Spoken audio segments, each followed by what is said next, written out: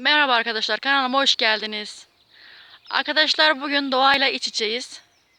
Bugün günlerden pazar. Çocukları alalım bir pikniğe gidelim dedik.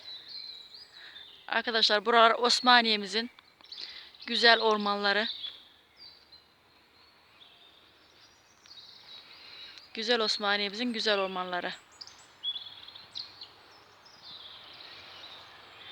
Mis gibi arkadaşlar, mis gibi ortalık.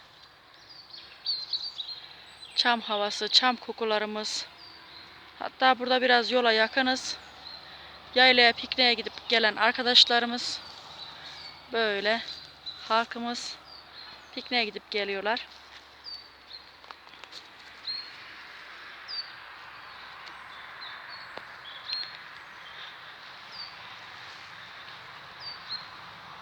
Her yer mis gibi.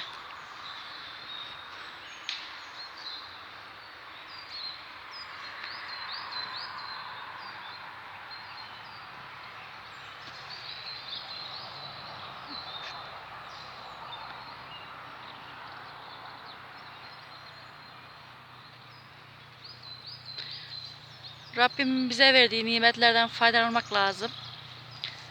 Böyle mis gibi çam kokusunu bugün ciğerlerimize kadar çektik.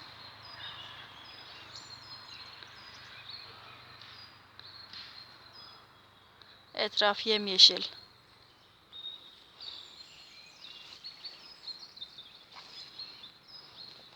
Peygamber dikenlerimiz.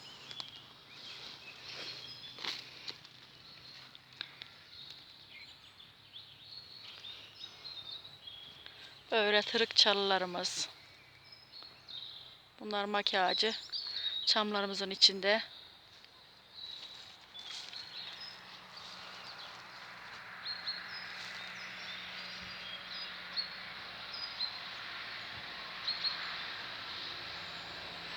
Arkadaşlar kanalımıza abone olmayı unutmuyoruz.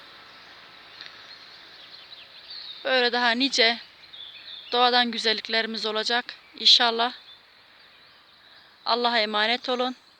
Tekrar görüşmek üzere arkadaşlar.